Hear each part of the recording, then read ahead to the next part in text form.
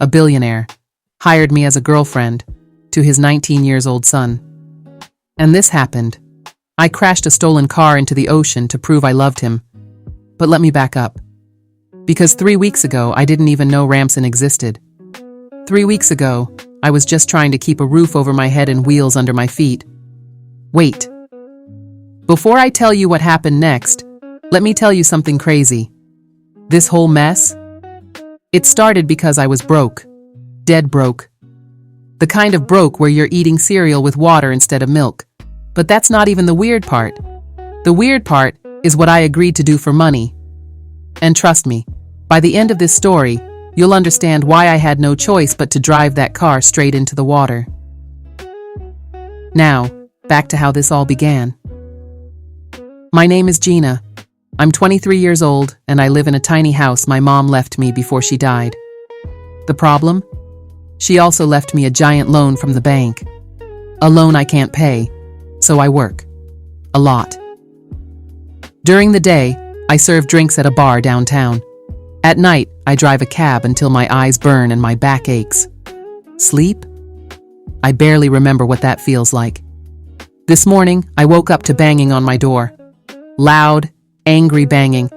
I stumbled outside in my pajamas, hair a mess, and saw him, Gary, my ex-boyfriend, the one who dumped me 6 months ago because he said I was too messy for him.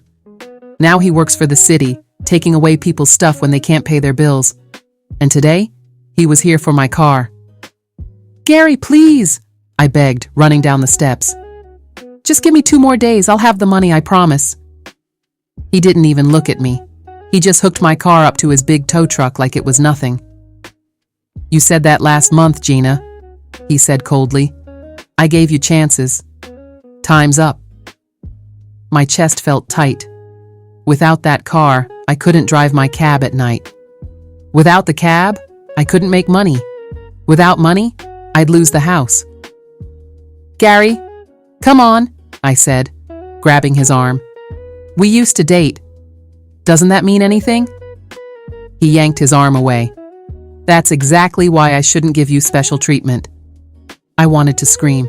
I wanted to cry. But then something weird happened. A guy walked out of my house, wearing only underwear, doing jumping jacks. I blinked. Who the heck was that? Oh, right.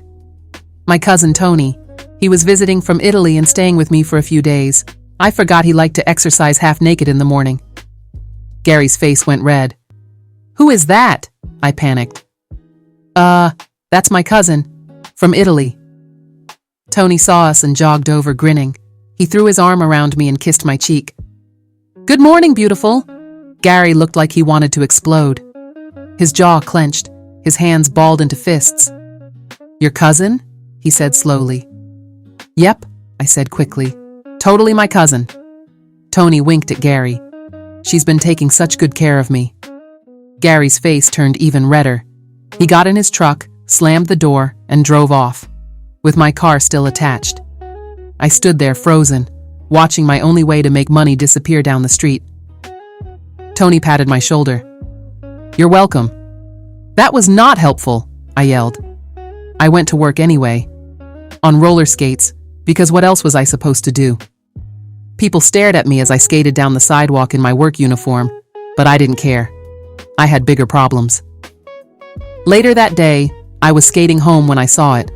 My car, parked on the side of the road, still hooked to Gary's tow truck. He must have stopped for lunch or something.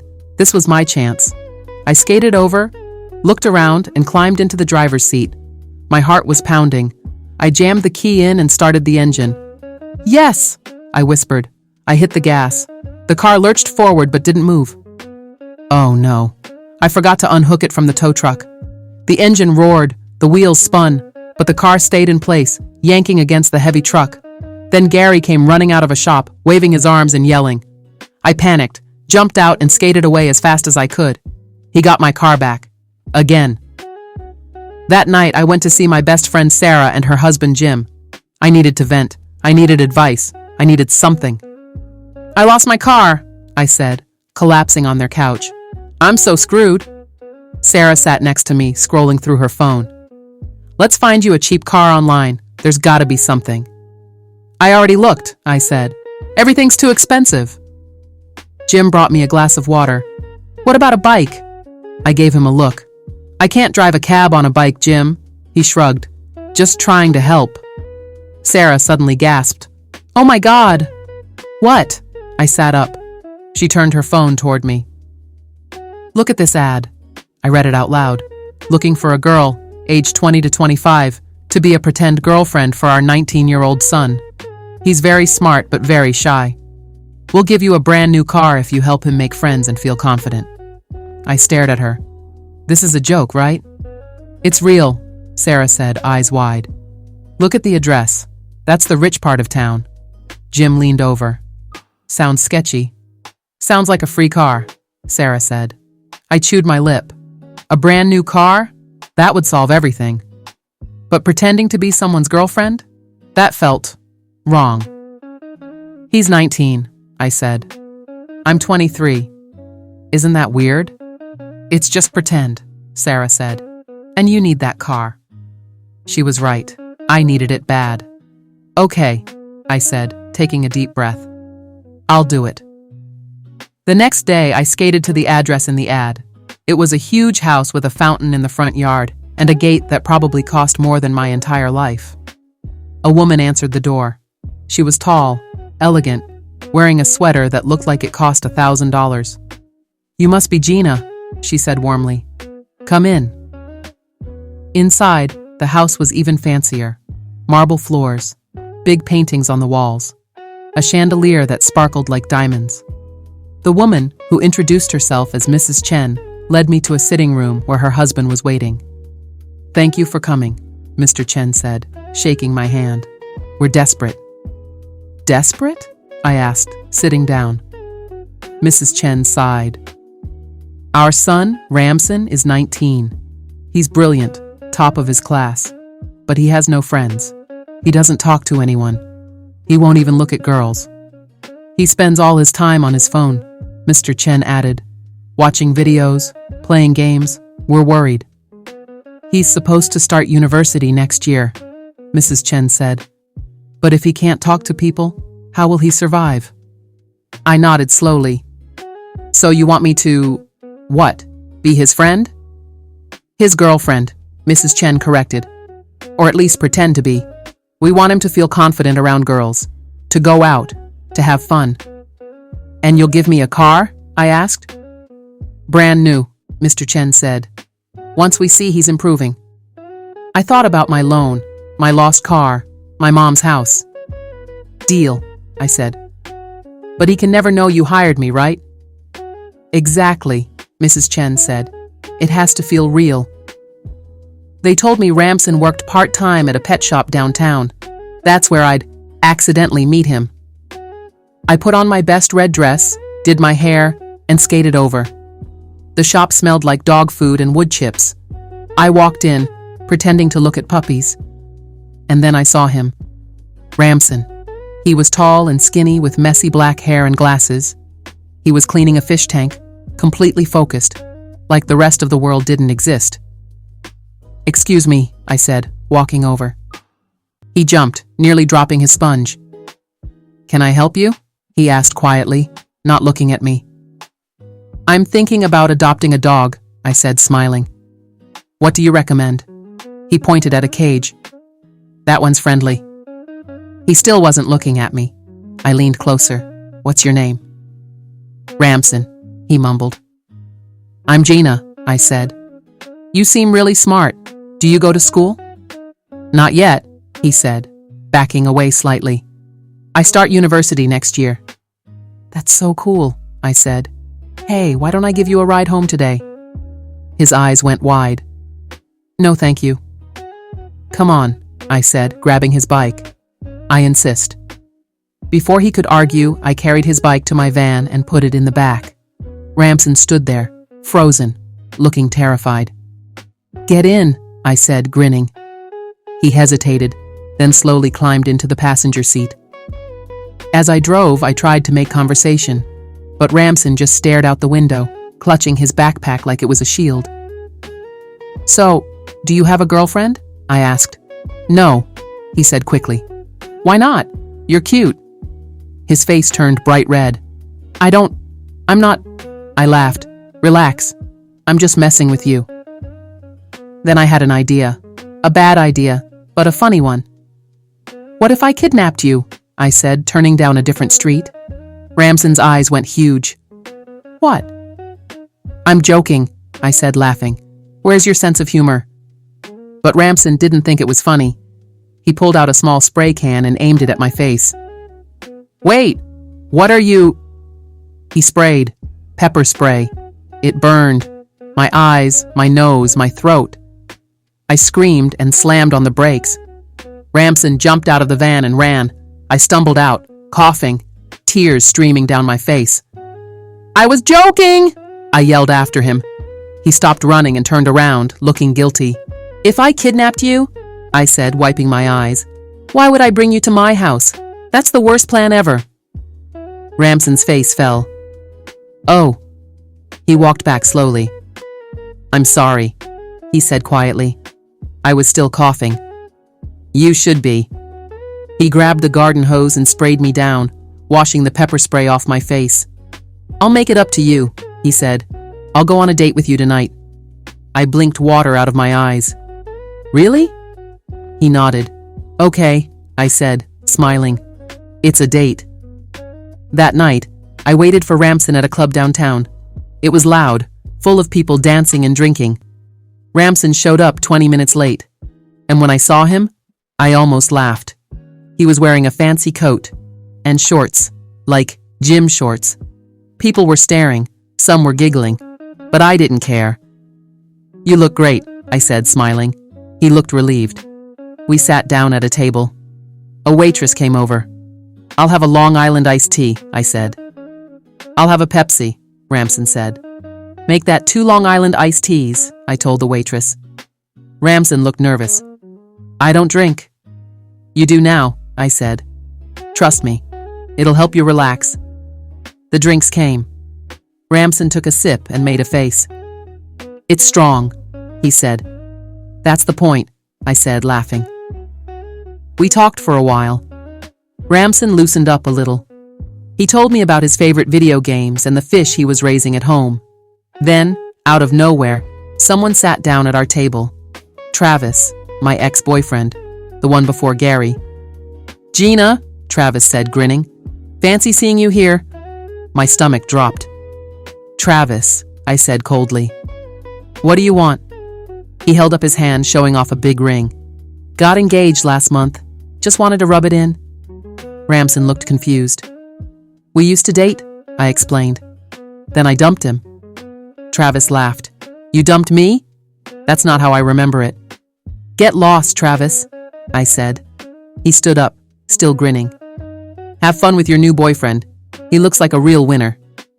After he left, I could see Ramson was uncomfortable. Let's get out of here, I said. I drove us to the beach. It was late, past 8, and the beach closed. We're not supposed to be here, Ramson said nervously. That's what makes it fun, I said, pulling off my shoes. The water was cool and dark. I ran in, laughing. Come on, I called. Ramson stood at the edge, arms crossed. I can't swim. It's not deep, I said. Just come in. He shook his head. So I did something bold. I took off my dress and threw it on the sand. Ramson's face turned bright red. He looked away. Now you, I said, grinning. I can't. Do it, I said. Live a little. He hesitated. Then slowly he took off his shirt, then his shorts. He waded into the water, looking terrified. See, I said. Not so bad. We floated there for a while, talking under the stars. Then I heard voices. I turned and saw a group of people on the beach. They were grabbing our clothes. Hey! I yelled. They laughed and started walking away. I swam to shore as fast as I could, stomped up the beach, and grabbed the biggest guy by the collar. Give me my clothes, I said. He laughed. What are you going to do about it? I punched him in the face. He fell. His friends dropped our clothes and ran. I grabbed everything and walked back to the water. Ramson was floating there, eyes wide. "You're insane," he said. "You're welcome," I said. I got dressed and walked to my van. Ramson followed, dripping wet. I got in the driver's seat. Ramson tried to open the door. I locked it. "What are you doing?" he asked. I tossed his clothes out the window, but I kept his phone. "Gina, come on," he said. I started the engine. He grabbed onto the side of the van, and I drove. He held on, running alongside, yelling. Then I saw flashing lights behind me. Police. "Oh no," I whispered. I hit the gas. Ramson was still holding on, half naked, screaming. We flew down the street. The police were right behind us. We came to a railroad crossing. The gates started coming down. I didn't stop. I sped through. A train roared past, just inches behind us. The police stopped. I finally stopped the van, breathing hard. Ramson let go and collapsed on the ground. "Are you crazy?" he yelled. "Maybe," I said, getting out. "But you're still alive." Want to know what happens next? Did Ramson forgive her? Did they fall in love for real? Or did everything fall apart? Keep watching to find out.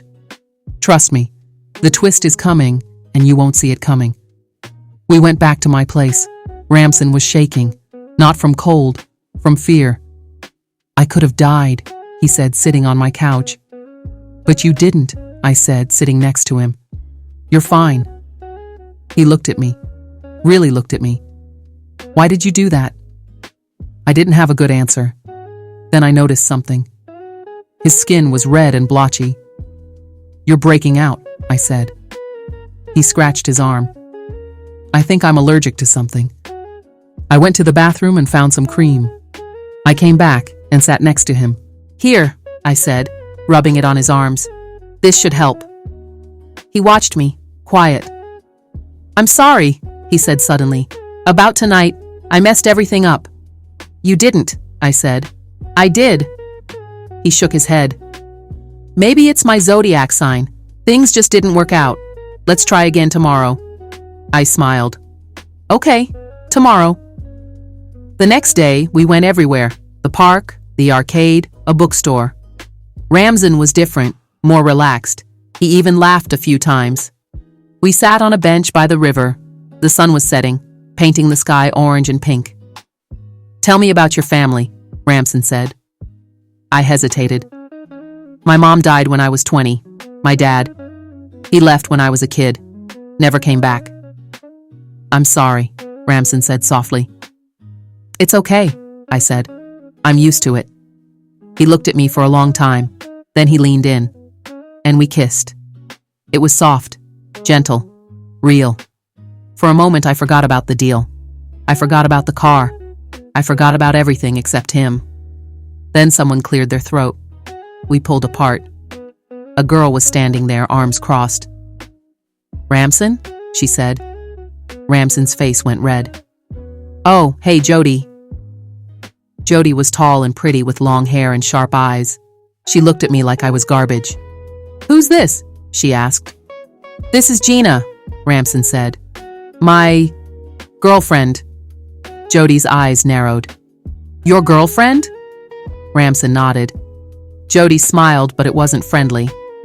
"Can I talk to you alone for a second, Gina?" Ramson looked confused. "Why?" "Girl talk," Jody said sweetly. I stood up and followed her a few steps away. As soon as we were out of earshot, Jody's smile dropped. "What are you doing with him?" she hissed. "What do you mean?" I asked. "He's just a kid," she said. "I know girls like you. You're after his parents' money." My stomach twisted. "That's not true. If anything happens to Ramson because of you," Jody said, stepping closer, "I won't let it slide. Got it?" I wanted to defend myself, but I couldn't, because part of what she said was true. I was doing this for money. That night, Ramson and I got dressed up and went to a fancy restaurant. He wore a suit. I wore a black dress. We sat down at a table with candles and soft music. "This is nice," Ramson said, smiling. "You deserve it," I said. After dinner, Ramson surprised me. He walked up to the stage, sat at the piano, and started playing. Then he sang. His voice was soft but beautiful. Everyone in the restaurant stopped talking and listened. When he finished, people clapped. Ramson blushed and came back to the table. "That was amazing," I said. A girl walked over. She was blonde, bubbly, and way too pretty. "Ramson," she said. "That was so good." Ramson smiled. "Thanks, Natalie." "I'm having a party this weekend," Natalie said. "You should come. We're going to be at the same university soon. It'll be so fun." Ramson's eyes lit up. "Really? Okay, yeah, I'll be there." Natalie waved and walked away. Ramson turned to me, grinning. "She's so nice." Something twisted in my chest. Jealousy? Guilt? I wasn't sure. "I'm also getting my driving license," Ramson said, "so I can drive to see you on weekends." He looked so happy, so hopeful, and I felt sick because I knew the truth. This wasn't real. It was a job. After dinner, we got in the car. Ramson opened a bottle of something from his bag and took a drink. "Is that alcohol?" I asked. "Maybe," he said, grinning. Then he turned to me, his face serious. "I'm ready now," he said. "Ready for what?" I asked. "For you," he said. "I love you, Gina, and I want to be with you, like really with you." My heart stopped. "Ramson, you've been drinking." "I know what I'm saying," he said. "I love you, and I want us to, you know." I swallowed hard. "Ramson, your first time should be special, not in a car after you've been drinking." He frowned. "So you don't want to?" "I do," I said quickly. "But not like this. Let's wait." He looked hurt, but nodded. I drove him home, my mind racing. This was bad. He was falling for me. Really falling for me. And I was lying to him. The next morning, Ramson told his parents something that made them panic. "I'm not going to university," he said. His mom dropped her coffee cup. "What?" "I have a girlfriend now," Ramson said. "Her name is Gina, and I don't want a long-distance relationship, so I'm staying here." His parents looked at each other, horrified. After Ramson left, they called me.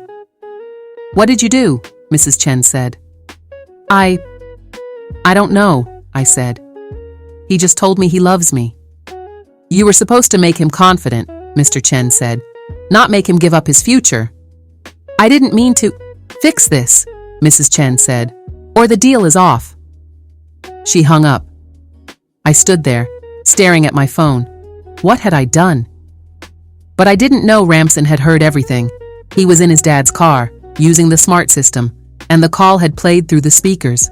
He heard it all, his parents hiring me, the deal, the car, everything. His face went blank, then angry. That night, Ramson invited me to his house for dinner. I thought maybe things were okay, maybe we could fix this. But when I got there, Ramson was cold, distant. We sat down at the table with his parents. Ramson introduced me, but his voice was flat. During dinner, he made comments, little jabs. "You're 23, right, Jana?" he said. "That's pretty old." I blinked. "Excuse me?" "I mean, compared to me," he said. "I'm only 19. That's like a huge gap." His parents looked uncomfortable. I didn't know what to say. After dinner, Ramson stood up. "I'll be right back." He left the room. A few minutes later, I heard a loud crash outside. We all ran out. Ramson's dad's car was smashed into a tree. Ramson was standing next to it, breathing hard. "Ramson!" his mom screamed. He didn't look at her. He looked at me. "Come inside," he said. I followed him to his room, my heart pounding. He closed the door.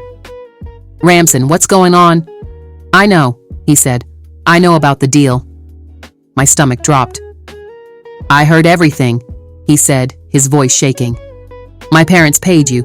You never liked me. It was all fake." "No," I said, stepping closer. "Ramson, that's not—" "Don't lie to me," he shouted. Tears filled his eyes.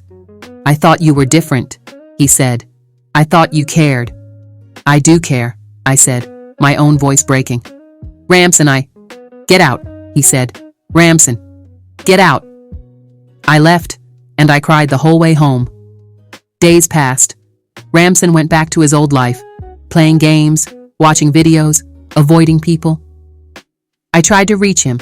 I called, I texted, I even went to his house, but he wouldn't see me. One day I followed him to the pet shop. Ramson, please, I said, just let me explain. He ignored me and got in his car.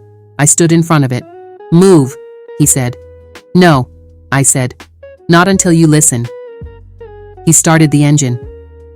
Ramson, don't. He drove forward. I jumped onto the hood. He kept driving, faster. We were heading toward the beach, toward the water. Ramson, stop! I screamed. He didn't stop. The car hit the water. I fell off, plunging into the cold ocean. The car stopped. Ramson jumped out and pulled me to shore. We collapsed on the sand, both of us soaking wet. Why did you do that? He yelled. You could have died. Because I love you, I shouted back. I really love you, Ramson. He stared at me. I didn't at first, I said, crying. I was doing it for the car. But then I got to know you, and you're smart and funny and kind, and I fell for you, for real. Ramson's face softened. I'm sorry, I said. I'm so sorry. He pulled me into a hug. I love you too, he whispered. 3 weeks later, Ramson packed his bags for university. His parents stood by the door, proud and a little sad. Ramson walked outside, and there I was, leaning against a cab, grinning. Need a ride? I asked. He laughed and got in. As we drove, he held my hand. Are we really doing this? He asked. Yeah, I said. We are. And for the first time in a long time, everything felt right. If you loved this story, hit the like button and subscribe for more emotional, real, and unforgettable stories. Trust me, you don't want to miss what's coming next.